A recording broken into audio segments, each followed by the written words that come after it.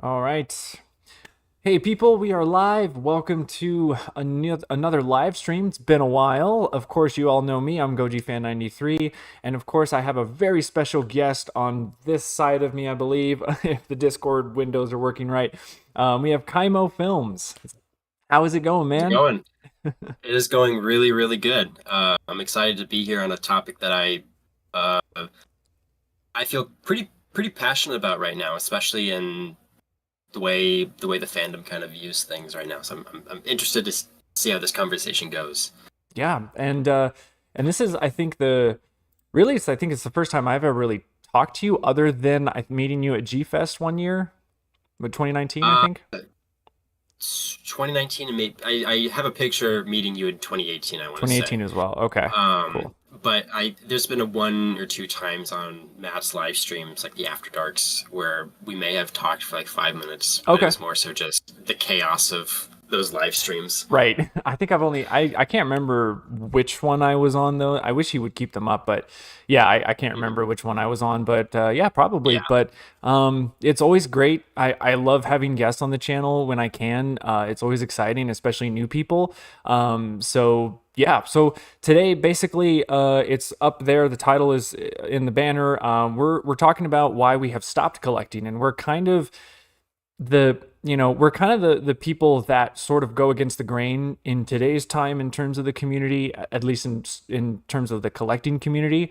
We have differing opinions from the majority of people, and it was actually really cool finding someone who pretty much has almost the same story as I do. And you all know my history with collecting. I've made videos about it, and hundreds of unboxing videos in the past, and it always felt like what I went through and sort of my decisions on not collecting anymore and all that, it sort of felt like I was kind of alone in that situation.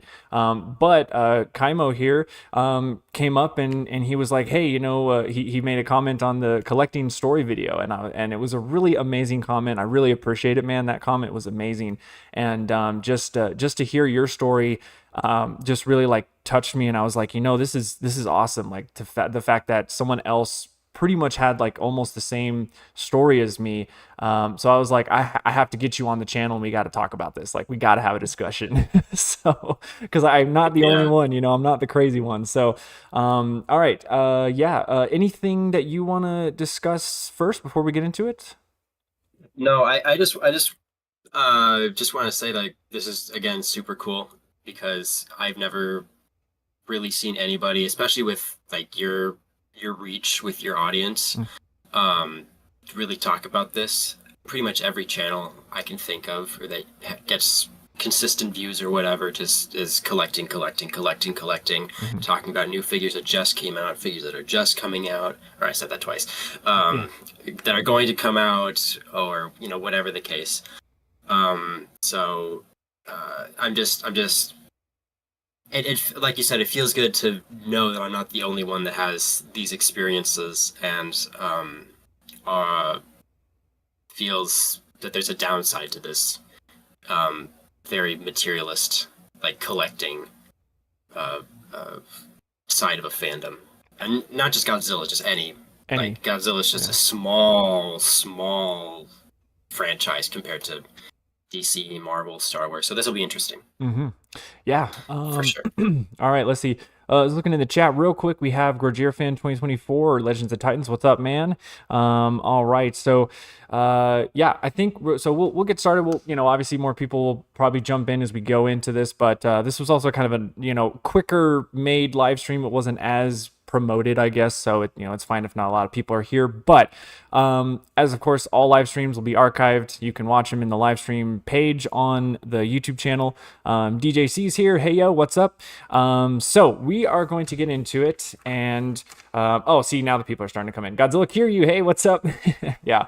Okay, so if you guys remember a long time ago, a few years ago, I think it was actually on the CJ Keepers production side of things, I did a live stream with Matt from Monstrosities, and I talked about the dangers of collecting. I kind of talked about like the downsides. And in that video, I went over sort of what I considered the 5 W's of collecting, and it's like, it's like the who, what, when, where, why, all that kind of stuff, and then sometimes how, I don't know, so to give that way, it's just a good framework of where we're coming from, and you guys can get a good idea of any of that. And of course, if you guys have questions in the comments, please ask them away. We love answering any of these questions, especially because it seems like we're two people who are kind of the outsiders with this whole topic. So let's see, Mark Pukala, hello. Monster Report, hey, what's up, Nick Adam? Good to see you guys here. All right, so let's begin. We are going to first discuss when did we start collecting. So KaiMo, I'll let you. Oh, and do you want me to call you KaiMo, or do you want me to? Is there another name you want me to call you by? My name is Carl. If you want to call me Carl or okay. KaiMo, it doesn't. I don't Perfect. really care. My name's out there on the internet already. Okay, yeah. Sometimes I just, I don't know if people want me to call them by their username or their real name. I don't know if like dehumanizes them, or people tell me all the time, like, do you want to go by Chris or Goji fan? I'm like, it doesn't matter. Yeah, my name's been out there on the internet. I've collabed with people who call me Carl. I've collabed with people who call me KaiMo, so it doesn't really matter. Perfect. Well, I'll go with KaiMo just to make it more personal. So Carl, when did you start collecting? So to preface, I've been a Godzilla fan my whole life. Like from the beginning, my dad got me into Godzilla. The first movie I remember watching would have been Mothra '92, because that's the one my sisters liked. And so like 2014 didn't get me into Godzilla. 2019 King of the Monsters didn't get me into Godzilla. Like the new stuff didn't get me. I've been a fan my whole life. And so growing up, my parents would get the Bandai Creations figures. There's pictures of me in Europe holding the Bandai Creation Space Godzilla tightly, as I'm like, there's pictures of me like when I was 4 or 5 with Godzilla toys. Yeah. But the real collecting started in 2014 with the NECA 2014 Godzilla. That's like a figure everybody bought. Yeah. And it was $25 when it came out, if that. And it was, the big American Godzilla movie, yada, yada, yada. And I also got the very old sci-fi Revoltech Gamera and Gauss figures. I don't know if you know what those are. The boxes. I know Revoltech, but yeah, I don't think I've seen. Yeah, okay. It's these are old. These are nothing like their new stuff. Right. I know one of the people that I saw reviews for these was actually Godzilla Fan Freaks. Oh yeah. I know you're friends with. I know you're friends with him. Yep.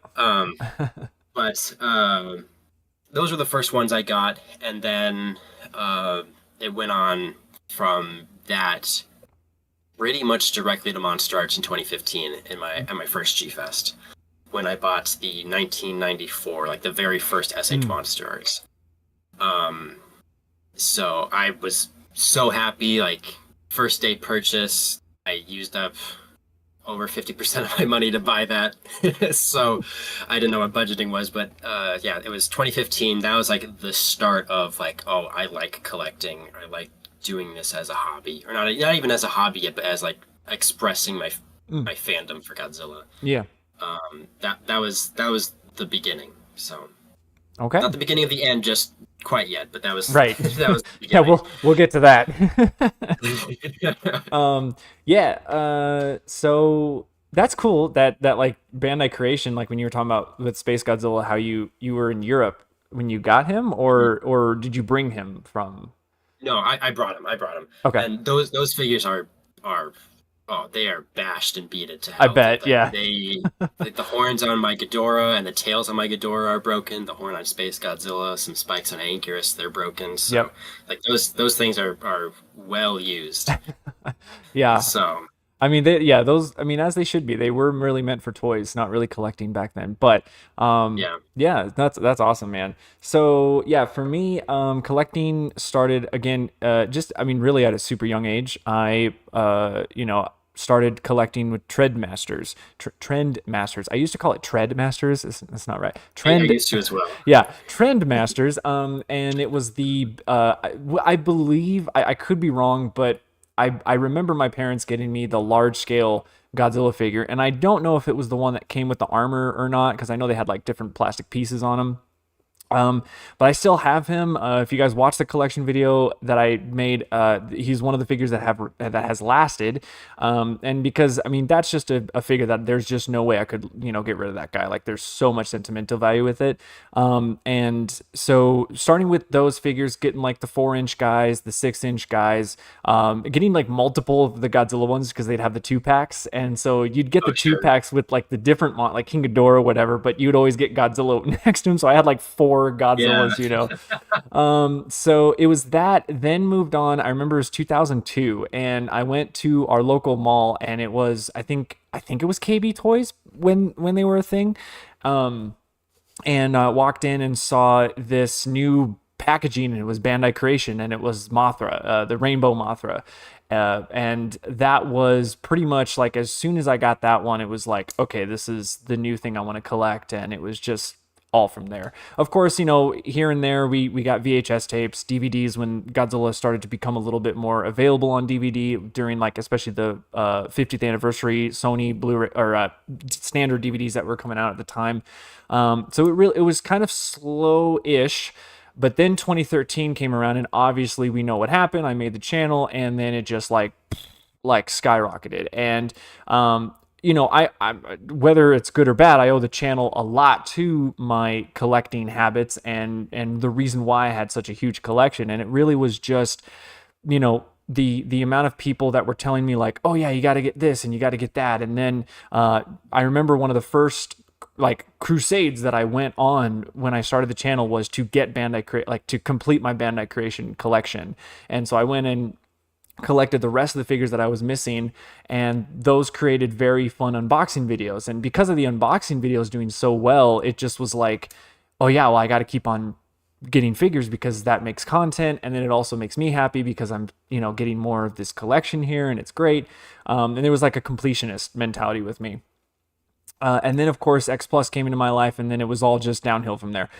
So, I mean, like, enough said. I don't really have to go further into that. Richie, so I blame you. If you're watching, I don't know if you are, but Richie, so you got me sucked into it, and I will forever blame you for that. But so I hate to play the blame game, but I blame you, Chris, as well. see, and that's the thing. Like, it's like a trickle down effect. I remember joking around with Rich. I think the last time I saw him, like 2019 G Fest, and I remember talking to him, and I was like, yeah, it's like I blame you, but then people are blaming me now because of you, because of me, and getting them into it. Like, so yeah. Yeah, I mean, I can't squarely place the blame on you. Like, obviously, it was my decision, but Right. I don't blame it. Remember O2zilla Oh my from God, yeah, Finland? yeah, love Was it him. Finland or yeah? Like Yeah, he's doing something completely different now. He's actually doing really well with yeah. I actually with listened to some of his music. Yeah, It's not bad. but the crazy unboxing videos he did was like you could fit 3 dead babies in this box. I don't know why they have to be dead. I loved his little Like, series just that he did, like yeah, the like sort of Monster Island style, but it was like yeah, even more vulgar than what MIB was back. But and like it's surprisingly more drunk as well. yeah, exactly. Yeah. I love But how he still has the videos up, which is great. But yeah, uh, but O2, not to say you again, but you, yeah. a couple other people where it was Diego Doom. Oh my God. Yeah. Yep.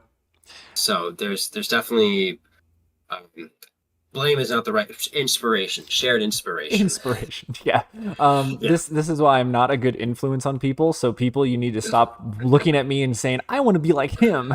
Do not. But yeah, I mean, like I didn't help in either, I was very much like, yeah, pre-order this, gotta get it, and just went against my whole pre-order nature with things nowadays, like because I'm a gamer too, so like pre-ordering games is something that I'm like I don't like doing, especially nowadays because it's even worse. But with X Plus, it was one of those things where it's like you had to pre-order. Like if you did not pre-order, you were screwed. You didn't get it. Yeah, and so it didn't help this.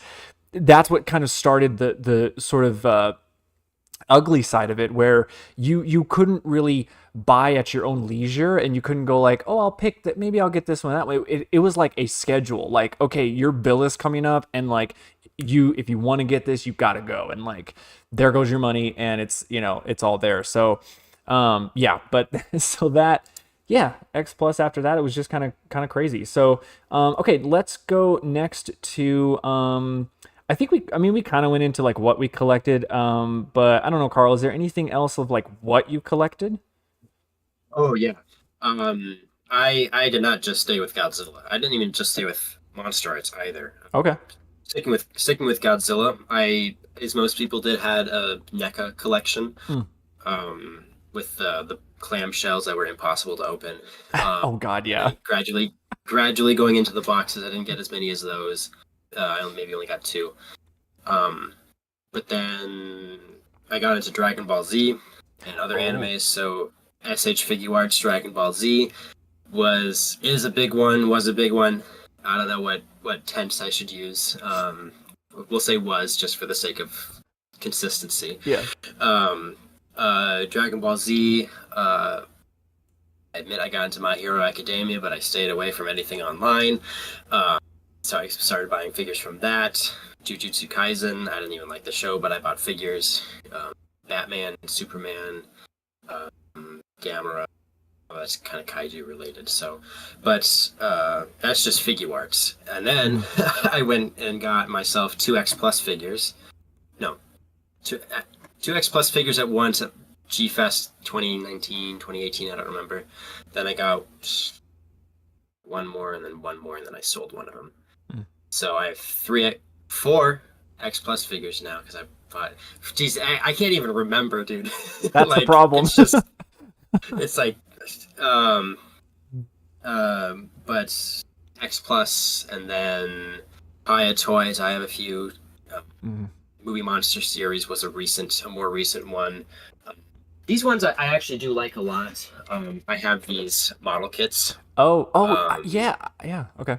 Mm. so I initially just bought the um, Radian, Anguirus, and Godzilla and painted them up to Oh, look black and nice.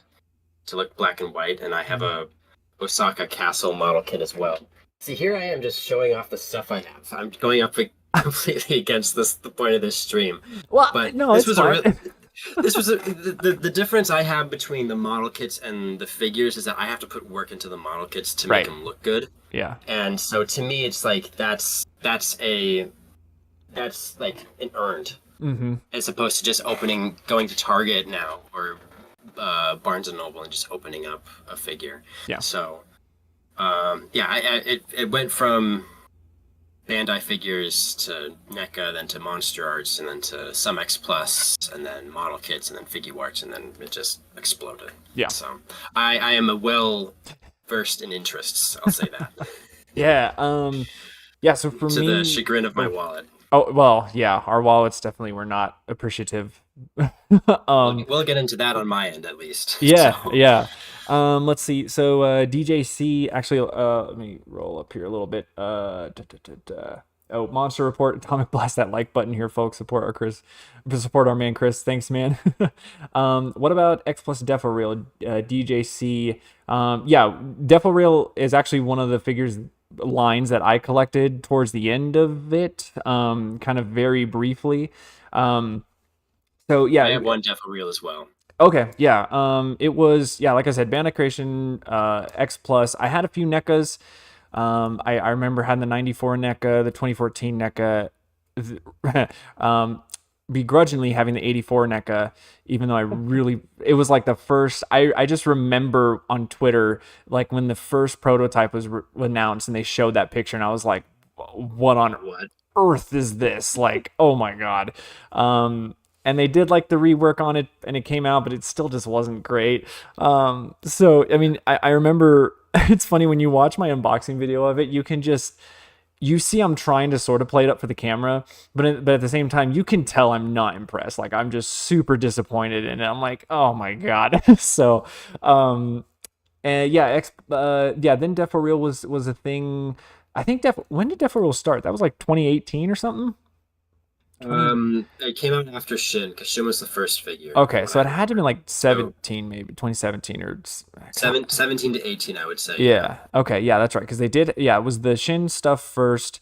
I got I think it was G Fest 2018. I got the 54 train biter one. That was a really cool looking figure. And then from there, like, and at that point, it was really cool because I sold a bunch of my X Plus figures. Actually, Everett Gudzilla Fan Freaks, if you're watching, I sold a bunch of stuff to him, and then so from there I was like, oh well, now now what do I want to get? And so when these defo reels were a thing, it was like, oh, they're cheaper, they're they fit on the shelf better, and they don't come out as often, like they're kind of really spread out. And at the time, they were only like 50 to $60 a pop. I mean, they were relatively cheap for what they were. And that's what made it so enticing. Any other thing I got? I mean, yeah, again, standard, you get your standard Blu-rays, DVDs. I tried, I had the collections of that. I had the collections of other little trinkets here and there. I think, yeah, all kinds of stuff. I mean, 2014, when I was in my like peak, when it came to collecting, I went as far and as bad as buying, when 2014 was coming out, I got this party kit set that you go to Party America, and they had like this set of all like plates and cups and all these kind of things for 2014, and I was like, I have to have it, and I ordered online, and it was like, oh my god. So yeah, just kind of similar to you, less of like the different properties, but still very well versed in like how different brands and all that. So okay, where I want to talk about, I guess, well, I'll combine this, like the where did we buy them is kind of like who did we buy them from. Sure. So we'll kind of combine those because it's pretty much the same. So where and who did you buy figures from? At the beginning, it was mostly at G Fest. I would literally work, I would save up whatever money I made throughout the year and then just blow it all at G Fest. So I would walk out with maybe $400 worth of stuff, which for 12, 13 maybe, which was some good money. Oh like yeah. For 12 and 13-year-old to just spend at G Fest in one weekend. So at first it was like in person at G Fest, and then I got a debit card. I got a checking account because my channel got monetized. I reached 1,000 subscribers. That's a whole different issue with monetization, but Don't even get me started. well, I had great views, great subscriber counts, and then I got monetized, and they just went down the drain. So whatever money I thought I was making, I wasn't, and so I had a checking account and a debit card, and I just went crazy buying stuff online. The big one was Big Bad Toy Store, as for a lot of people. Some Amazon as well. What else?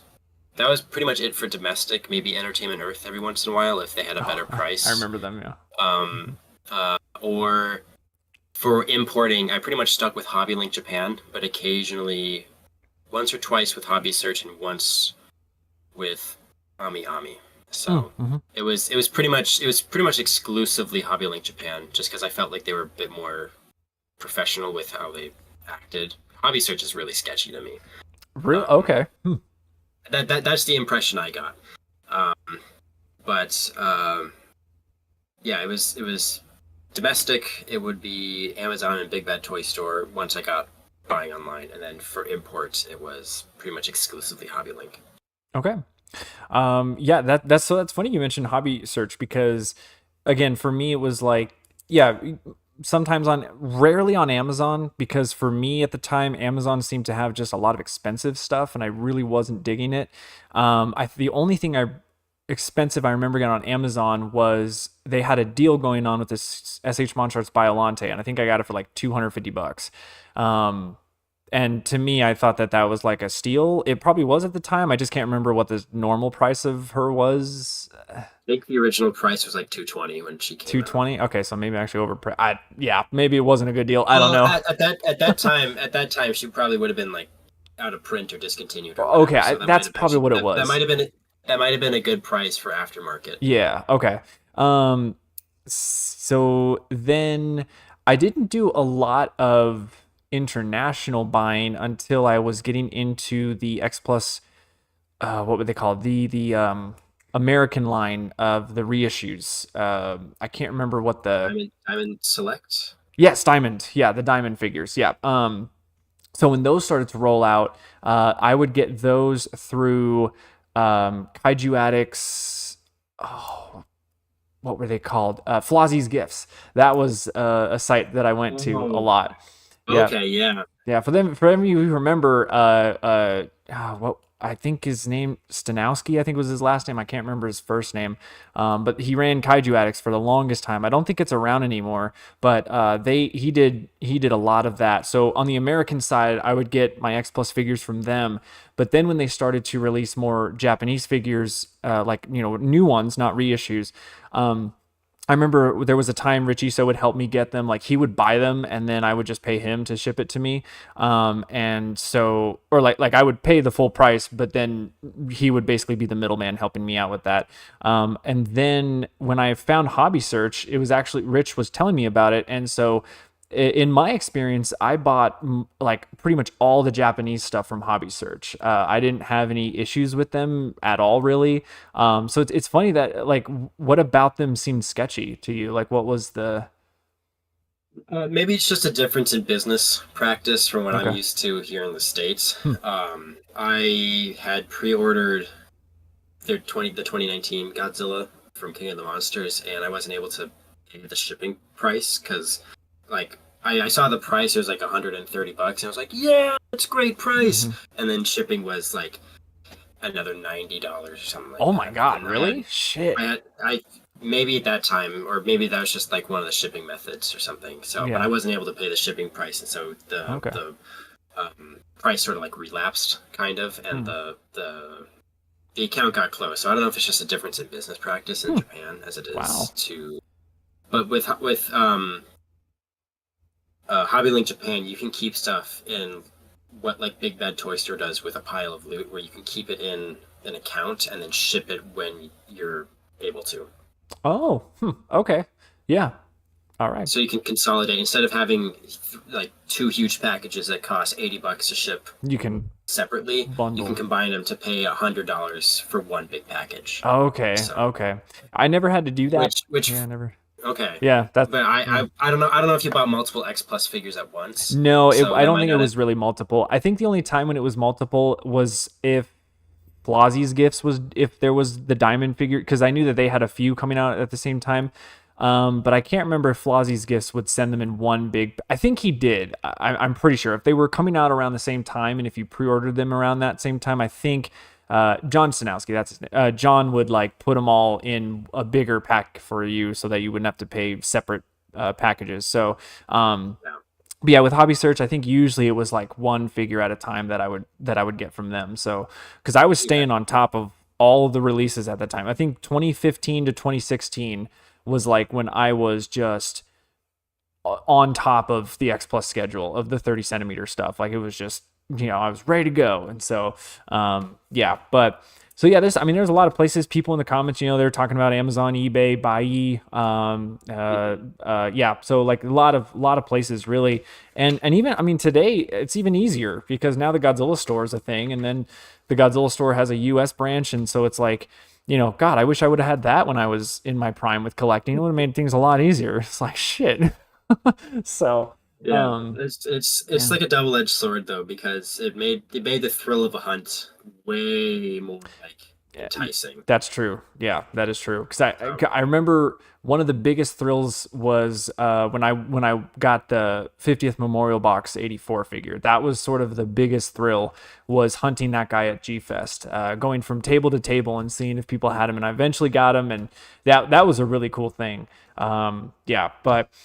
Okay, so let's see, did those and okay, so I guess that also kind of went into like how I think with how is a situation where I think what makes our situation a little more unique, I guess, in terms of like a lot of our peers is that since we have YouTube channels and when we were in like our peaks, we were monetized, so we were making extra money on the side. And so it made it a lot easier to to buy a lot more because we would keep on buying, using that for content, and then would resupply, sort of that income or whatever. But was there any other, I mean, I don't know, like, I mean, otherwise it's just you work a job and you get paid and then you set aside some money and Yeah. you know. Well, for me, I never got a paycheck from YouTube. Oh, okay. Because what happened is that I hit 1,000 subscribers, and I was like doing between 5 and 13,000 views a day, and gaining between like 10 and 50 subscribers a day. Mm-hmm. Like it was going really good because one video just went crazy. Yeah. And which is mostly what happens.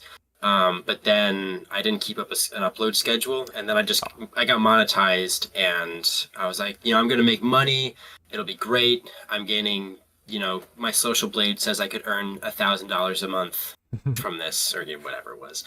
And so then I got monetized. But in the fine print for the YouTube partnership program, it says monetizing videos can lead to a drop in subscriber count and views. And that's exactly because if people see an ad on a video or on a channel that didn't normally have ads, they're less likely to watch it because ads just turn people away like the second. I mean, I do the same thing with Amazon Prime. I tried to watch Invincible, and there was ads every 15 seconds, and I said, "All right, I'm done." All right, I'm done. Yep, yep. So I never got a paycheck from YouTube. But at that time, I also wasn't working, so it was just kind of like summer jobs, like mowing lawns, cleaning yards. Mm-hmm. That money from birthdays and Christmases that I would use to put to collecting. And then eventually, when I did get a job, when I got a job, that's when I just went crazy. So yeah.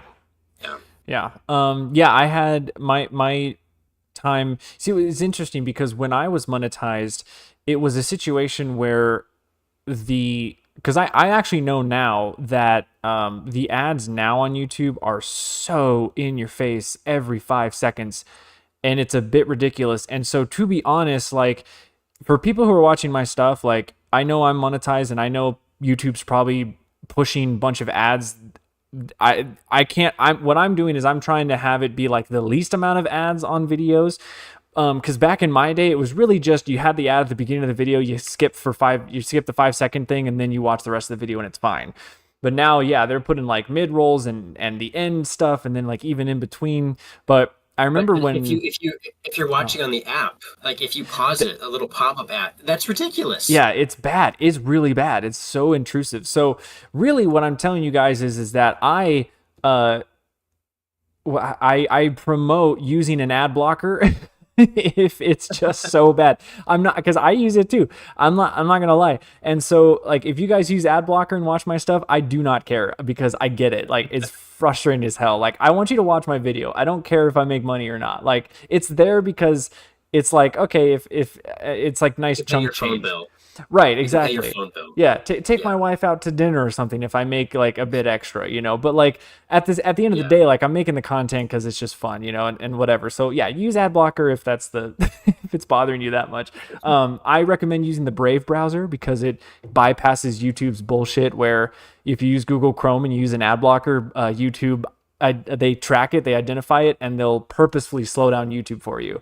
So, but if you use Brave, I used uBlock Origin on Chrome, and it's been working perfectly. Oh, okay. So. Well, they haven't found that one yet. So uBlock is on top of that shit. So. Yeah, good, awesome. Yeah, that's like that. Yeah. So, yeah, and live streams get ads now, and that's frustrating. So probably as you guys are watching this, there's probably some ads popping up, and I don't even know because it doesn't tell me. It'll just happen, and I'll be like, okay, So, yeah, it's not fun. But in my peak of it.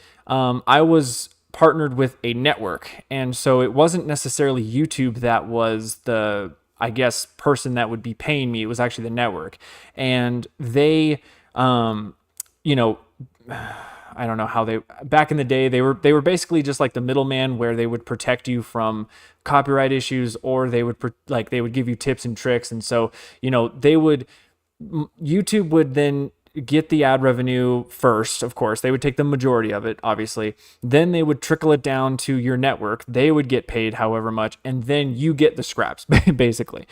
But because in the time of Goji Fan, when it was like super big. I mean, I was making thousands of views all the time, gaining a lot of subscribers. And so of course, every time I would get an unboxing video done and uploaded, like it would be that would be one of the number one pieces of content. So it just continued to fuel, it's like, okay, like spent a lot of money on this, but I'll be able to recuperate that on the video and then buy the next one. And so that's kind of like how it worked for me.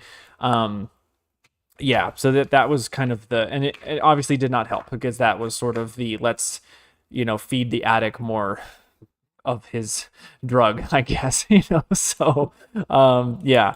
Okay, so this is what's gonna. So the last thing is why did we collect, and this is gonna lead into basically the majority, like the meat of our discussion for here, and the kind of the purpose. So. Okay, I gotta look at some comments here. Listen, people, don't want to miss you guys. Animated Alex, yeah, no ads were usually the best option, but I missed when there wasn't an ad every 5 seconds. Yeah, I know. Even live streams get ads. Yep. Gorgier Fan 24 just says Apple. Probably, yeah, them too. Yep.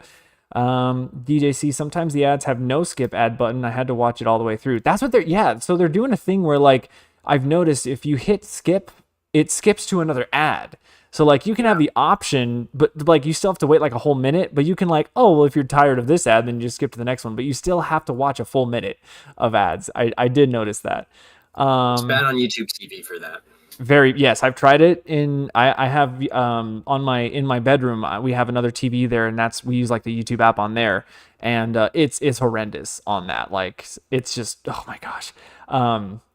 Godzilla Kiryu, never heard about the Brave browser before. Yeah, it's really good. It's actually what I'm using right now. It's literally the same framework as Google Chrome, only it's quicker. It's full blown ad blocking on like literally everything. So there's nothing, and it makes the internet speed a lot faster because it doesn't get blocked up with all the extra crap. So it's actually hard for me to use Google Chrome now because Google Chrome seems so slow now compared to it. So, okay. And Bobby Reynolds, with the $10 super chat, you make me feel bad when you do this, man. You do this a lot, and I appreciate you, man, but we're talking about saving money here. Don't spend money on me like that. You could have bought lunch, dude. But anyways, I appreciate it. Thank you very much. He says, a Togera figure from a 3D printing machine is my new holy grail. Since there is no War of the Monster figures, that is the only way I could get. Togera is one of my favorite characters of all time. That's interesting. They never made figures of the War of the Monsters characters. That would have been like they should have done that. Why didn't they do that? That would have been an interesting thing. Okay. Yeah, but I mean, yeah, with 3D printing, yeah, you could literally do whatever you want. I mean, that's a good idea, actually. No, I want to make my own custom figure. Materials. Yeah, exactly. Buying materials. Right. Yeah. Which now is probably not the best time to get materials too. Everything is just rising. So, let's see. DJC, they also have 30-minute ads, and I can't skip it. And it always the second ad one. Yeah, that's what I was talking about. It's like you skip it, but then it goes to another ad. It's so dumb. Godzilla Kiryu, ad jump scare. Let's see. Animated Alex, thoughts on -1 getting in a sequel? Yeah, a little off topic, but quickly. I'm all for it. I'm ready to go. Let's do it. If Anguirus is in it, I will love them even more. I really want Anguirus. So they need to handle it properly. They do. Yep. So because they can't just go. They just can't just go willy-nilly. I was gonna say something different, but I'll stay PG. They need a. I think Anguirus can work in this universe. I saw a really cool sketch drawing of Godzilla fighting Anguirus. What I think they could do is have Godzilla throughout the decades. So Godzilla in the 50s now, and then in the 60s and the 70s or something. If they wanted to keep making movies with this Godzilla, it could be. Oh yeah, that would be. Because instead of just like the Heisei series where the movies take place in that year, it would be like a different decade, and that way we can leave the characters in the past, and so Shikishima can have his end. And a new character can get screwed over by Godzilla. Yeah, exactly. So it sounds like you don't want a reoccurring cast? I don't want them to get screwed over more. Oh, they already got enough. It was like she's already mutated. It's like they're screwed. I just want to So see like I want to see one more movie with this cast because I think they're brilliant.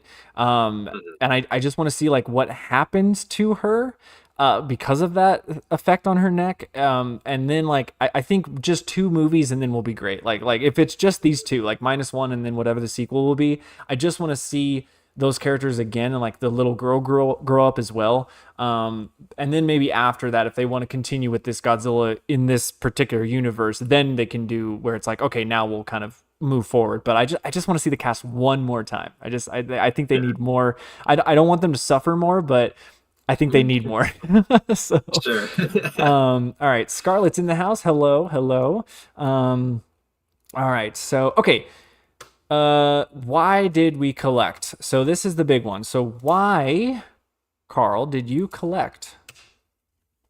um, I mean that's just the thing you do. If you have any presence online, whether you create or you just watch, like that is what the fandom is about. Like Mm-hmm. you go to G Fest, that's where everybody goes. That room, the dealer's room, is always a sweaty mess. Oh my god. Um, Especially in 2019, I got sick from the heat. Um, Jeez. it was bad. Um, uh, like that's just the thing you do, and I fell for it hook, line, and sinker. Um, and to be fair, it's fun. Like Yeah. the initially the rush of dopamine of opening a new figure, the new smell, unwrapping the plastic and whatever, and at least in my case, because I did Monster Arts, moving the joints around, and or an X Plus, looking at the paint and the detail and finding out which angle of the figure you like to look at it from. Uh, uh, you know, there's undeniable fun Mm-hmm. in doing it and in collecting, and um, uh, slightly personal. Like I had more figures than friends growing up, Mm. so it was, especially since I did stop motions, which are it's such a private thing. Like you can't really collab with somebody on a stop motion because you can't have two people working on the table at once. Right. So, doing the stop motions, like I would be in my room for a long time by myself, and so the figures kind of took the place of human connection. That's just getting a little personal, but that's the truth. So, Yeah. um, yeah, I mean, that's probably one of the bigger reasons is just because it's fun. That's what the entire community kind of rallies behind, because we can't agree on anything else, and kind of having more figures than friends, unfortunately, Mm-hmm.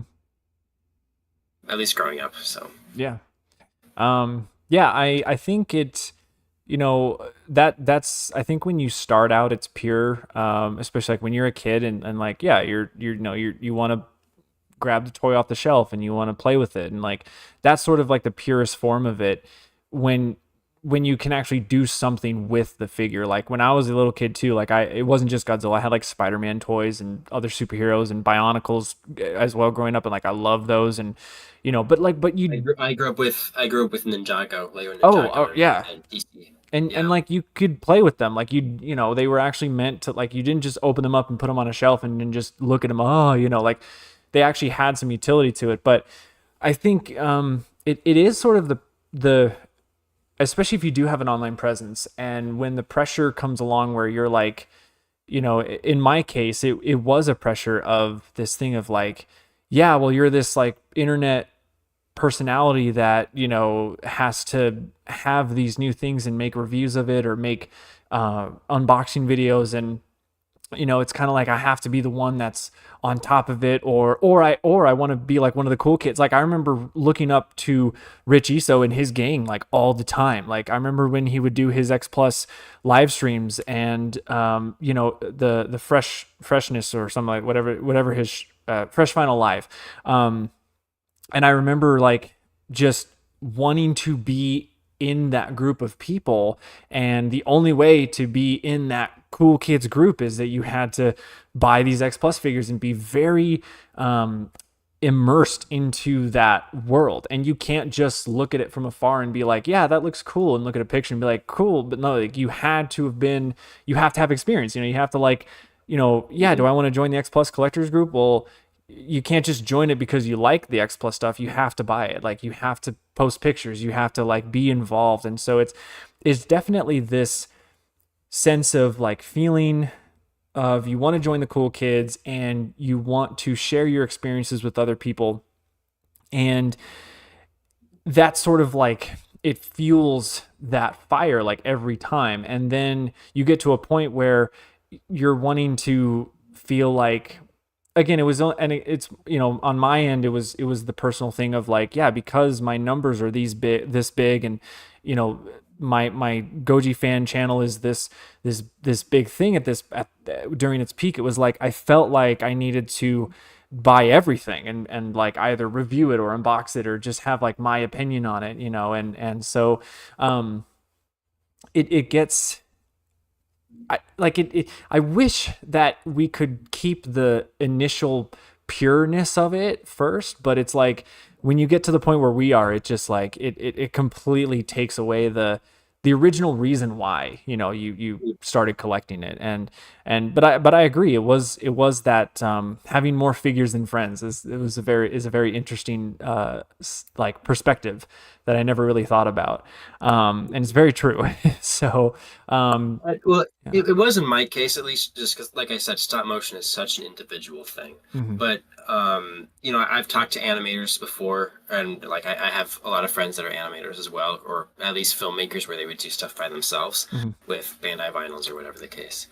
So, but again, that stuff is all like individual, like very private. Or private's not the right word, but you know what I mean. It's like an individual thing that everybody does, Mhm. and so um, uh, at least you had a social aspect to it, even if it was like a bit of a hazing ritual to get into the group. Mhm. Uh, at least you had the social aspect. So, um, but that again, that's just more figures than friends in my case. Right. And also, like I started collecting when I was 11, um, and like I had no bills. I didn't pay taxes. I Mhm. had nothing, no rent, nothing to worry about, and so I could afford. Well, I had the luxury of just being able to dump all my money into figures, but now that is not the case, Except, yeah. and Yeah. that's another issue entirely, and Mhm. um, maybe we can get into that too if we want, depending on Yeah, how time goes. But for that's sure. just another part, is that responsibilities and interests change too. So. Mhm. Yeah. I think that's a great segue into sort of the main reason, like why did we stop collecting. So again, for you guys, we'll talk a little bit about the story here, but in the description below there are videos from our channels that go into like the reasons why. So if you want to, like, if you're curious, just want to look at that more. But so I feel like for both of us, and correct me if I get it wrong speaking, but I think that we hit a point where we just realized that this is just not good for many things. It's not good for our health, like mentally. It's not good for our, financial health. And then it kind of, made us these people that we didn't really want to be, where we're like addicts, or we just couldn't live without it, So, I mean, is that kind of how, it was for you when you realized that you needed to make a change? Like, were those the feelings? It was a very gradual. Like originally, it was just like, oh, I don't need this thing. I'll just sell it. Um, I don't use this figure anymore. I'll sell it. Or I don't like this figure. I'll sell it. But then eventually, I think I was probably 19 because I'm 21. I was probably 19, maybe early 20, and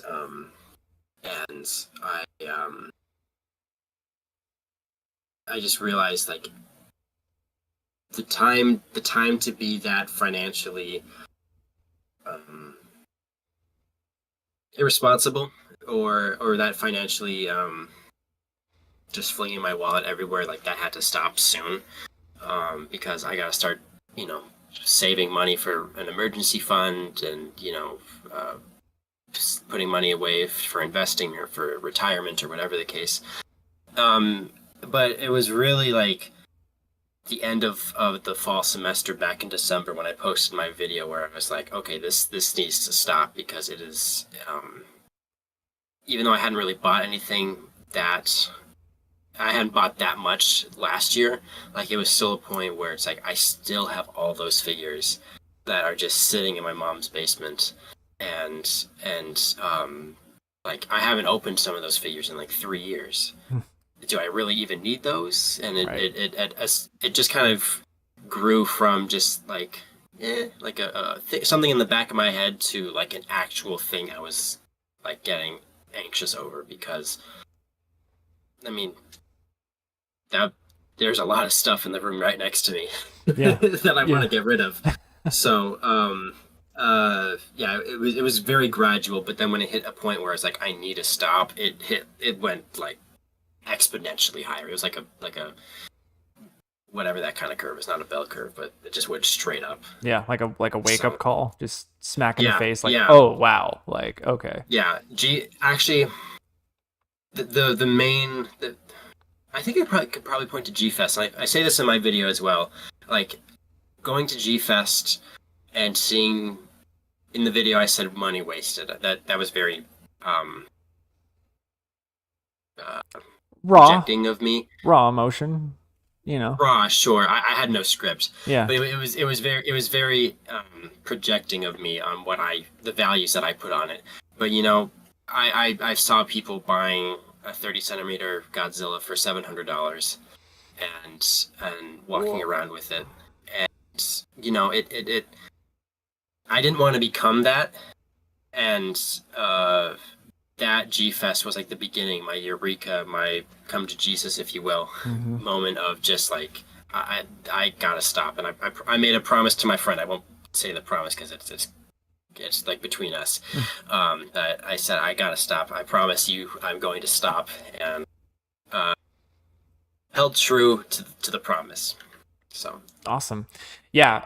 Yeah. So it was like, for me, I basically spelled it out in the collection video, but long story short, I've had like waves, you know, where it was like the peak hip happened, but you all know that in that time I had an ex fiance, and a lot of the stuff that was going on with the YouTube stuff and the collecting, they were kind of like two separate problems, but they both were feeding each other.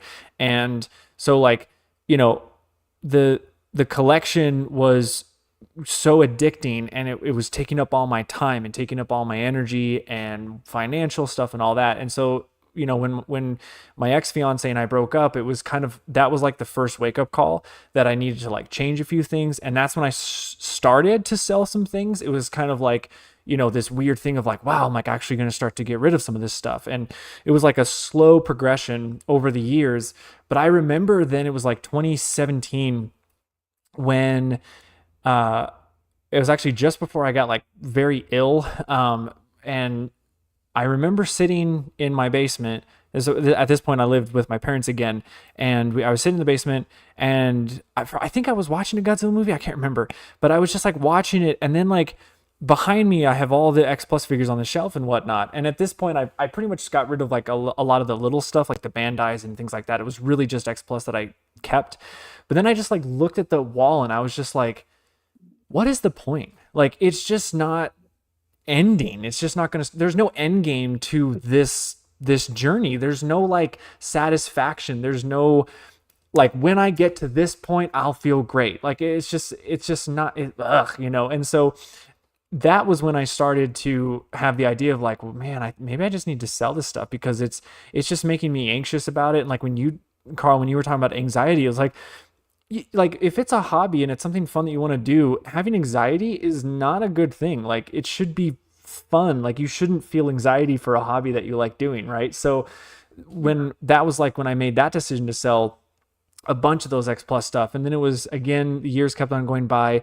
Then met my current wife, and you know, she kind of like being in a relationship, a second relationship, kind of having a second chance really with like monitoring my behaviors and addictions, you know, made me again look at myself in the mirror and say like, you know, do I really want to put myself in financial, you know, dire straits again with this new person? Do I want to show her that I'm more mature than I was, you know, prior, and like I want to be better? And so getting to that point, it was continuing to sell. And like I remember having a bunch of defo reels on order and a few X plus. Like one of the last X plus figures I had on pre-order was like, it was one of like a newer version of Godzilla 2000. It was like a 30 centimeter figure. They've made a bunch now, so I can't even remember what version it was. But then I also had like the 25 centimeter Monster X, and like I got those guys in and never even took them out of the box. Like they were, yeah, like, right. Like they came in, but I already made the decision that I was going to sell them, but it was too late. Like they already shipped it to me.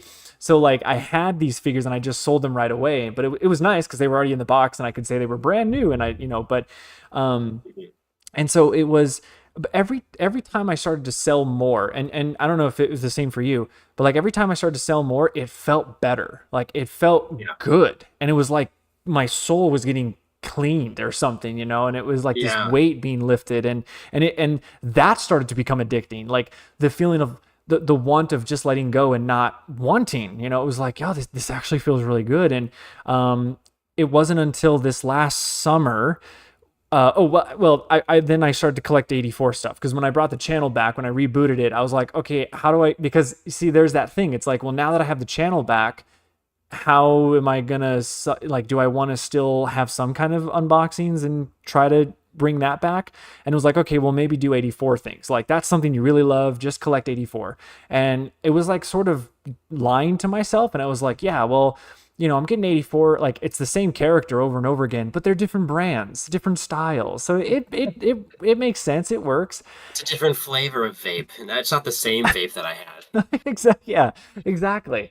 And but it still, it brought back that anxiety feeling, and it brought back the feeling of it's just never going to end. It also didn't help the fact that when I started it, Toho decided, let's just all of a sudden unleash a bunch of 84 merchandise. I was like, this is what the hell, like, so so it didn't help. But then it just, the last thing I got, actually, you were talking about the model kits you bought. I actually had a 84 model kit from the same company that you had.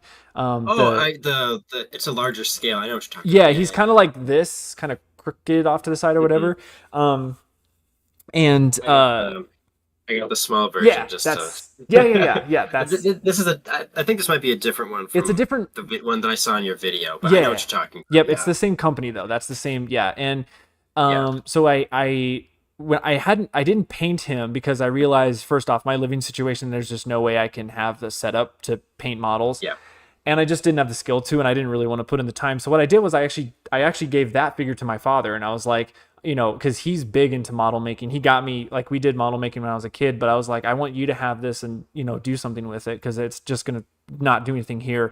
So, so that felt good. And then I remember the last thing I bought was the 30 centimeter Cybot 84 X Plus, which was a breathtaking figure. It is amazing. Like when I got it and I opened it up, I was like, this is really freaking cool. And it's huge. I mean, it's a big boy.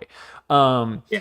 But I saw it at G Fest. It's someone vampire robots or whatever has their like sample, and it's a good 3 inches taller than a standard 30 centimeter. Yeah, and so I got him, and it was weird because I also because again, it was like collecting versus content. And when I got the figure in the mail, there was a part of me that was like I don't want to turn the camera on and make like a, hey guys, look, check this out, this is great. It just felt so forced, and I was like, I just want to open it. Like, let me just open it for my own fun and whatever. And I opened it up and I was like, yeah, this is great, and put him on the shelf, and it was like done, like over. And it was just another like hit of like what am I, like, why are you doing this then? Like that clearly you had 5 seconds of dopamine for what? Like, it just wasn't enough. And so I had that feeling again where I was like, yeah, it's just this road that's just not going to end. And so it was summer of last year, I made the decision. I was like, you know what? I am just going to quit cold turkey, and I'm just not going to collect at all. And I basically purged almost everything. I even purged media stuff, like something that I thought I would never do in my life would sell like the movies and like the soundtracks. Like I had the 50th anniversary box sets, and those were like one of my prized possessions. But I'm like, if I have it, it's just going to be this thing of like, well, they're going to release well, they did. They released like the Showa complete CD select collection again, this different box set or whatever, and it was like, oh, am I gonna get that and replace that, or am I just gonna like, you know, what am I gonna do? And so again, it's just this nonstop feeling of like I have to do something with it if it's there or whatever. And so you know, getting rid of that stuff was crazy, but again, it felt so good. And since it was media, I just basically ripped it all and put it on my computer. So it's not like I lost it technically. It's just the physical aspect that I don't have anymore. But I can still Yeah. listen to it whenever I want. Like I have the music and I have the movies on my computer. So it's not like, you know, oh my God, you won't be able to watch the movies. And it's like, well, in today's time, it's super easy to watch the movies anyways. It's not, Yeah. you know? They're available, all available on streaming, which is perfect. Yeah, exactly. So it's, you know, so, oh, LM1, Chris, your background gives me a headache. Please fix it. Oh, you don't, it's the blurred background. I mean, there's nothing really back there, I guess, that I don't need to hide. I guess I can turn that off if that's bothering you. I don't want I to. like how animated Alex said went to figure rehab. Yeah, I went to figure rehab. Exactly. I've been in and out. I've been in and out figure rehab. Yes, exactly. Exactly. Here, I'll there. Is that better? How about that? That's what you guys can So, there. That's hopefully better for your eyes. So, didn't mean to give anyone a headache, you know. Didn't make a warning before. But yeah, yeah. so um it's just, yeah, after all that, selling it all, purging it, and literally have not bought a single thing since last summer. I feel like we're in a AA meeting or something. I haven't drank in. I'm Carl and I'm an addict. Yeah, exactly. I haven't bought in this many days. Everyone clap for me, yay. So, but yeah, but it feels good. I mean, it's like, and the stuff that I do have, and if you know, for those of you who are curious of like what is left, it's in the video. I did make a little segment in it where I showed what I have left, and the stuff that's there are like the super sentimental stuff, the stuff that's like super important, you know, and it's stuff that I can, because sometimes when you, and I don't know if Carl, if you had this situation too, where like when you had so much stuff, you couldn't even remember the story behind it of like where that figure came from, why did you buy it? Like sometimes you have so many things, you look at it and you go, I don't even remember buying that guy, you know. But here it's like now I can look at, oh, what? Yeah, well, for me, it's more like I have that one. Yeah, Like, exactly. but then when I see it, it's like, oh, I remember buying that. Right. But Yeah. you know, when I was going through my X Plus figures that I had in my head, I completely forgot about one. It's like, oh yeah, I have that Yeah. one. Oh, I have that one too. You Right. know, it's you just lose you lose inventory in your head. Mm-hmm. Yeah. And I think that you know, I can look at my shelf now and it's just one shelf, one piece, and it's just or well, technically two, but it's I can name every single piece, and I can know the story behind every single piece and like why I have it and why I keep it. And to me that's like that's the key. It's like, okay, there's your, you know, like that's the whole reason why. And it's not like I'm, you know, it's not like I'll never ever buy something Godzilla related again, because that's unrealistic. I can't, you know, go around saying like, well, I never ever will get anything again, because you know, I mean, I could get a gift from my wife or something. Like maybe she sees something and it's Godzilla related and she's like, he'd really like that, and you know, and she'd get it for me, and I wouldn't be like, oh no. She got me it was like a magazine, a Lifetime magazine or something. It had Godzilla 64 on the cover, and you know, it's something as funny as that, but it's like, no, I want to keep that because that was like a gift, you know, that wasn't prompted or anything. Like, you know, some of the other 84 stuff that she bought me was literally me just saying, hey, I want this guy. Okay, cool. And it's so funny that we're married because it's like it's like me circumventing buying it and having her doing it for me, but it's like it's still our money, so it really Yeah. doesn't matter. So you know, but uh and oh, LM1. Yeah, I actually have money now since I stopped collecting figures. Isn't it amazing? you, you actually start to like realize, oh, I have money. Like, wow. Wait until I told Chris before the stream, but I audited Oh yeah, that's right. 80% of my collection. I have it pulled up on a Google Doc, so I can either screen share or send you the link, and we can go through some of that. But Yeah. it's yeah, you really realize when you stop having an addiction, you realize how much you were spending on it. Yeah. I mean, again, without specifics, I know we could have bought a house, put a mortgage down. We could have gotten a car. Hmm. I mean, yeah, it's just so many things we could have done with the amount of money that we spent. But, um, Yeah. and it's not to say that like I regret, the one thing I think that's great, and I think, and again, Carl, if I'm wrong, correct me, but I think what's great is that, since we have channels and we kind of have videos that it's like a time capsule for us. So we don't necessarily have the things that we used to before, but the fact that we can look back and remember those fun times, for me, that's like my unboxing videos. It's like it's great that I can kind of have my cake and eat it too. I can have the reassurance and non-anxiety of like not having to worry about buying anything, but I can still have those videos of like, oh yeah, I remember when I bought that, or oh yeah, that was fun, looking at that. And is that for you? Like when you look at maybe some of the stop motion stuff, like are there some figures that you used in those productions and now you don't have anymore, but it's like kind of that same feeling? Is that? Um, a little bit. Uh, I'll be honest. After a certain point, like I just bought figures that I wasn't ever gonna use. Like Okay. I just bought figures because I wanted them, and it's the next new shiny thing. Yeah. So there are some figures where I never used them in a stop motion, or at least maybe never published it.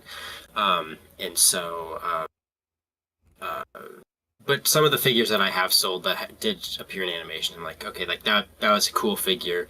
The Monster Arts Godzilla 2000, like the original one, it's a cool figure. It's great. It's an amazing piece. Hmm. But I sold it to a friend, and I don't shed a tear. Yeah. So. Exactly. Yeah.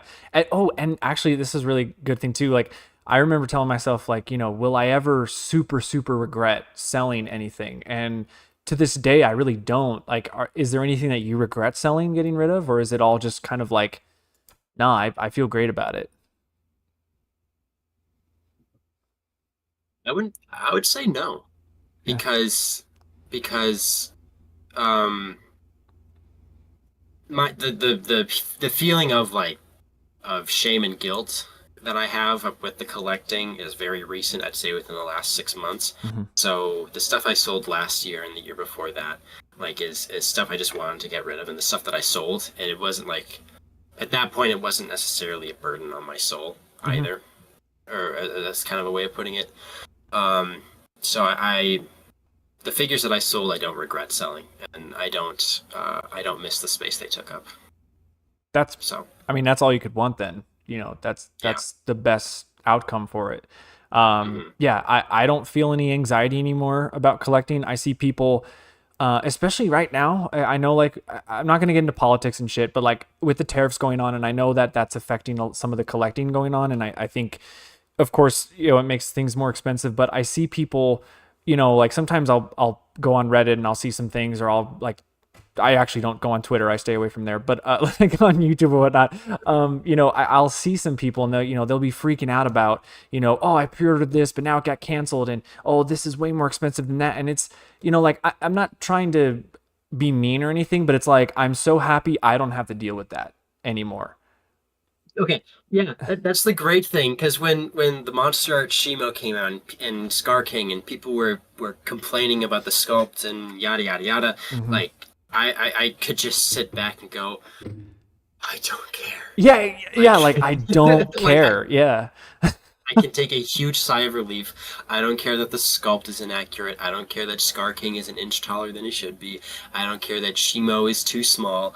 I don't care whatever. I don't care about this. I don't care about that. Mhm. The only thing I care about is the fact that I am now in far better mental peace. Yeah. So, I mean, it's like it's like we're, we're kind of now watching and just have like popcorn and just going like, yeah. let's, like, oh, we don't have to be as involved, which feels great, really. And it's like I don't feel like I have to impress anybody anymore. I'm just like, I don't care. And and I've been very vocal about this topic, and like and I'm not trying. This is a big thing. I have to make a disclaimer of this every time because I feel like some people might take this out of context. Where I'm not saying that collecting is a bad thing. And I'm not saying that you should feel bad for buying figures and that, you should not do it and blah, blah, like do what I'm doing. Like I'm not trying to, I know sometimes I may project, but the truth of the matter is the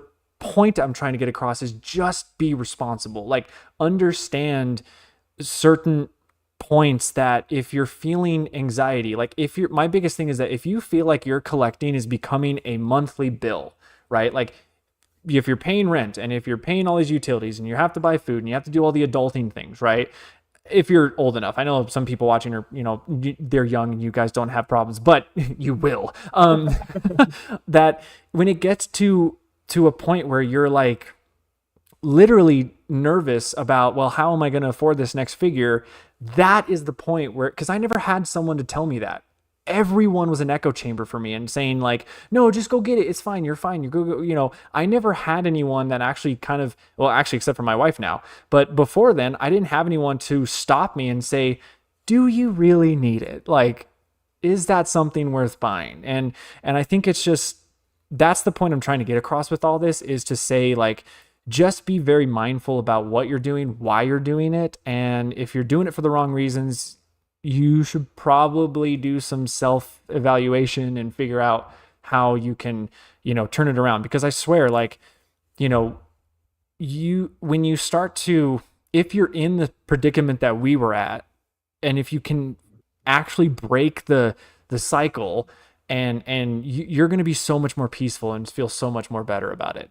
And just admire the things from afar, and like just admire them, like, on pictures on the internet, and be like, yeah, that looks cool, but I'm not buying it. Actually, I have a, speaking about like not having to be anxious about this kind of stuff and just being like, I don't care. There was a coworker of mine, and he found out I'm a Godzilla fan. And so that was really cool. And so he was telling me about that. He's big into comic book collecting. And so he gets, now with the Godzilla versus the Marvel characters that's going on right now, it's like this huge thing. And he was telling me, he's like, yeah, man, I went to my comic book shop and I bought like the Godzilla versus Hulk thing, but I bought like every single comic variant cover or the things.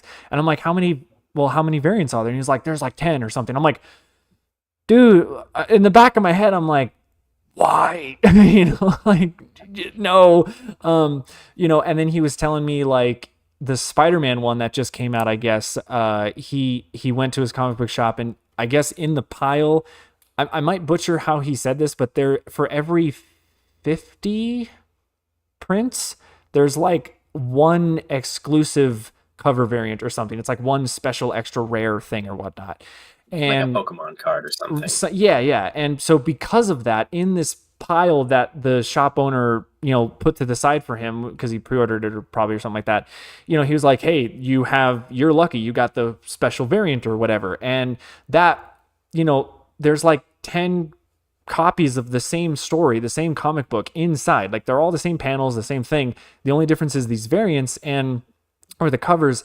But because of that one really special one, it was like over $100 that he had to spend on comics. And I'm just like, and I remember looking at him, I was like, dude, okay, like, suit yourself, like that's great. I could not even think about making that decision to like, oh yeah, this is worth the investment. Like, I don't know, unless he's going to keep them and have them as a legit investment, then wait, like, I don't know, 10, 20, 30 years until the value goes up. I don't know. But I mean, like, that's risky. Comics don't appreciate. Right. It's like Action Comics #1, Superman picking up the car. Like, that sells, but Hulk Godzilla doesn't sell. It won't sell in 30 years. Right. So it's like, I just don't, and like, I want to ask him, like, are you even reading the comics? Like, are you actually invested in what the story is? Or is it really just the materialistic aspect of like, I just want all the, this completionist thing about it? I don't know. But so, yeah, but it was one of those things where when I looked at it, I was like, I am so happy I don't have to do that.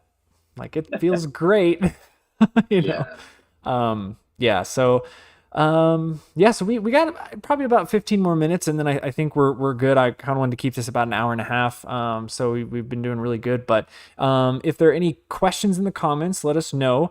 But Carl, is there anything else that you wanted to go over? Anything like we missed, or something that you were like strongly passionate to say about this topic? Um, trying to, uh, at least for me, I don't know if it was the same thing for you, but I had briefly mentioned it where it's just like the I started feeling shame and guilt I do for remember you bringing that up me in the video. for me it was far more about the monetary aspect of it because I'll just go tell you the totals. This is ridiculous. Holy shit. So just in SH Monster Arts alone, I spent $2,926 in the last. This is excluding gifts, by the way. This is Okay. excluding gifts. SH Figuarts Dragon Ball Z is $2,554. Wow. X Plus and other statues, and I'm missing one because I forgot about it, is $2,369. Reveltech, Amazing Yamaguchi figures, 730, and then the model kits. Uh, Uh-oh. it's 980. Oh, Haya Toys is shit. 161. Super 7 is $100. So all in all, out of my own pocket, it is $9,820, and this is before shipping and tax, and this is just rough estimates, so I could be off by about $100. Like just on the MSRP alone, depending on how much I paid. So we can easily say Um, 10 grand. Well, if you add in gifts, that bumped it up to over 10 grand.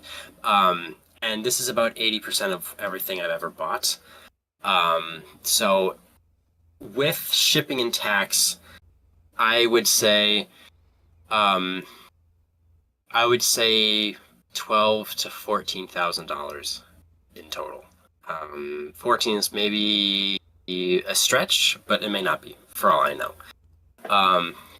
Yes, it is over 9,000. Somebody in the comments It's referenced over Vegeta. 9,000. Uh, but here's the thing. I I had a relatively small collection, right? You see on people's Instagrams, their YouTube, like they have a wall of plastic. That's not Mhm. just a wall, it's a room of plastic. It's a surround sound 4D experience to walk Yeah. into their collection room. And one wall could probably easily be $20,000 depending on what they buy. Hmm. And their house could easily be $100,000 depending on what they buy. Yep. So I'm not trying to say my stuff is bad because it really is. Like I could have bought a car in cash, I could have invested it, whatever the case. So when I originally made the video, I had only audited the Monster Arts figures because that's the main line I collected, unless you count Dragon Ball, which in terms of value is roughly equal. Um, um, you know, I had spent so much money over the last 10 years on so much stuff, and I couldn't, like, that was the first time I had really thought about it, and I was like, there's so much stuff I could have done with that. And that's when it hit me, like, this is unsustainable. It's something I can't continue, and it's just like I started feeling guilty about it because it is so irresponsible, or was irresponsible of me. And like, if you have the funds to do it, and you have the space to do it, and you're able to in some way manage it, great. I couldn't, and I Yeah. don't. So that's when the guilt and the shame came through, and my parents and my girlfriend as well. They tried to help me rationalize it. I bought some of the stuff to make movies with. There was stuff I wanted. Mhm. It was trying to rationalize it, and understandable, because going from collecting to I'm embarrassed by it. That's a huge shift, and especially since I was in that collect mindset for so long. So, you know, if anybody feels like this, just know that that is normal, because this is the mentality of the Godzilla community, where it's just a new movie monster series up for pre-order, and there's like 2 every month, or new monster arts, or new X Plus, or new Super 7, new Haya, especially Haya, since Haya is pretty good. Yeah, they've been. I Yeah. have the 20 whatever this is. Um, um, see, Yeah, like, that's the perfect example. Whatever the hell, whatever. It's just a piece of plastic. but last year, I wanted to have one final display, like one final display, and so I bought. It's basically just like a super drug. I bought the Spiral Studios 2014 Godzilla. It's basically a gigantic series Yeah. Godzilla, and that is like the centerpiece. That is the end. Like, I can point to that and say, this is the end. I had fun with the figures while it lasted, but that is the end. And I wanted to have. 'Cause I tried what you had, where you only collect 84, but then that gets boring because you're just buying the same character Yeah. over and over. I tried to have rules where I would only do Raid Scan, Destroya, and Final Wars, because those are my favorites from each era. And so I would have rules that I would adhere to really poorly. Yeah. And then it spiraled out. So I wanted to have a little variety, not just have one just one piece. And so I decided to have a small evolution of Godzilla, and so I have them off screen, but I have the movie monster series like anniversary, so 64, 74, I have 84, 94, and 04 as Bandai vinyls, and then I'll have the 2014 behind them, Okay. looking all cool with like an evolution of Godzilla. So I have a nice display. It Yeah. looks cool. So I have a pile over here of stuff that I currently have in the keep pile that I'll go through, because that's another thing too. I whittled down what I wanted to keep, and then I'll go through it again and go through it again, and then go through it again to what I really want to keep. And so this is a very long-winded rant of I couldn't control my spending, Yeah. and getting rid of it has been the best thing I can to kind of recover, to get to sort of rehab my own mentality, I guess, and just acknowledge the past, but plan for the future. Yeah. Exactly.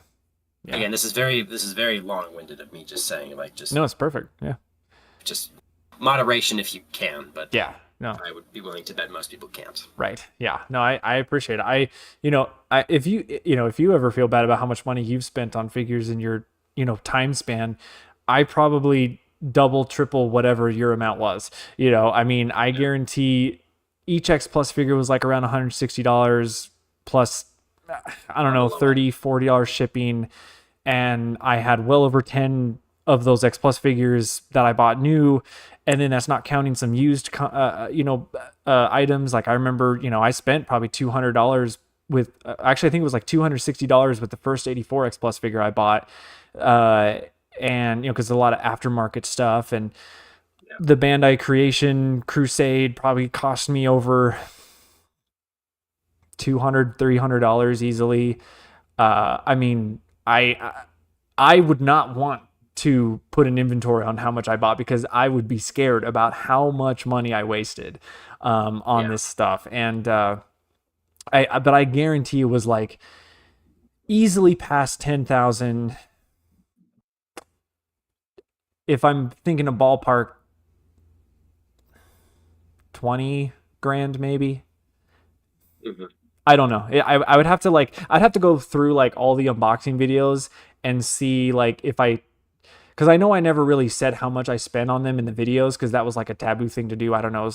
It's kind of like asking someone how much they make. It's like, I guess not a thing that you do, but I could like go through all my unboxing videos and see like, okay, that was that figure. How much was that figure about that price? Okay. And then I could do a tally, but I don't think I'd want to do that. So, but yeah, I also just think that the self-control stuff is important. And again, I look at a lot of people in our community, and I'm not going to name names, but there are people that I am genuinely concerned about, that I look at their stuff and I'm just like, I just do not see how this is going to end well for them in the long run, because of just, again, the wall to wall of just plastic and things. And I think there's this, it's just this weird idea, what I want to say, like making them idols, and just like they're it's this competition of like who can have the most stuff in the fandom right now. And I think, and especially in the YouTube scene, I think it's something that can be pretty toxic, where, and I know saying toxic is thrown around this community, and I know some people hate it, but like I genuinely think that there is some toxicity where it's like, some people are not taking responsibility for how much stuff they're spending, and that they are then saying to like do the same, or like, yeah, if I I need to be the best collector out of this, and I need to have this huge wall behind me to show how cool of a Godzilla fan I am. And it's showing some young impressionable people that you can't you can't be a true fan if you don't do stuff like this, and whereas they get this twisted idea that, oh, if I want to be a fan of Godzilla, or a fan of anything in any fandom, I have to spend all this money on it. It's like, no, man, you don't have to buy a thing to be a fan of some property, it's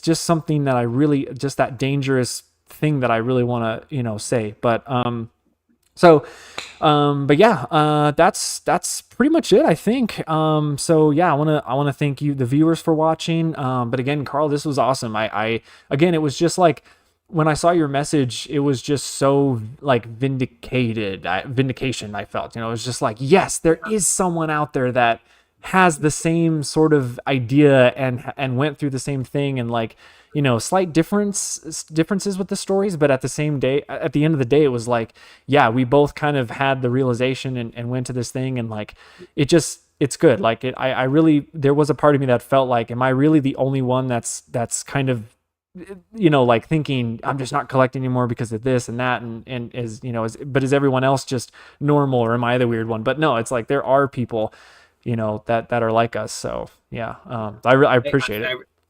I guess the biggest difference between you and me was just age. I started earlier than you did. Okay. I started when I was 11. Yeah. When you started like really collecting. That's just one. Yeah. That's one thing I've noticed too, is that kids are walking out of the dealer's room in G-Fest with SH Monster Arts in their hands and X Plus. Yeah, it's crazy. And like that was a big deal when I was 14 or whatever, and I bought an SH Monster Arts, and it was a big deal when I was 16 and I bought an X Plus. Yeah. But now kids are. Kids these days, but damn kids. Bandai creation was a huge thing for me when I got a new one when I was 7 or 10 or whatever. Like, that was a big deal. So I just, it like you said, it's something that is slightly concerning with kind of the way the fandom can view like what is required, what is required to be in the community, or what is expected of you to be a fan, or if you decide to be financially responsible or financially frugal about anything. It's just like, well, and maybe it's not said out loud, but it's definitely, that's kind of the connotation about some of the stuff, because it is so widespread to just buy everything with no regard to the consequences, good or bad. So yeah, it's like you said, I had seen some of your stuff prior to, I think during like the original reboot of Goji Fan, or back during your farewell video, where you said that you had started to sell stuff and like make amends with people and with yourself. Yeah. And that was like, I knew like you kind of felt the same way, and then I saw the collecting video that you made a couple of weeks ago or a couple months ago, and I was like, okay, this is exactly how I feel. Yeah. So, and I guess one more thing, it's really great that you and I both have a support group who are able to check in around us, because your wife and my girlfriend are both, they understand Godzilla is a huge part of our lives. Yes. And always will be, and they're supportive of that, but they also understand like when it becomes an issue, when it becomes an issue, and that and they're able to see it in our eyes when it becomes an issue, or if it's bothering us, and to check in and that is something that both you and I are really fortunate For in sure. being able to say we have in our lives. Yeah.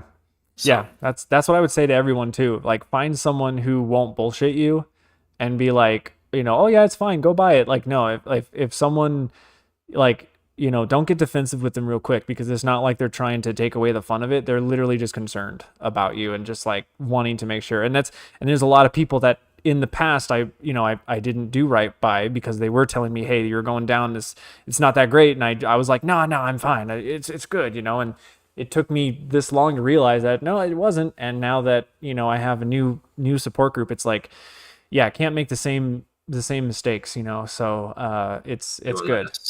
Yeah.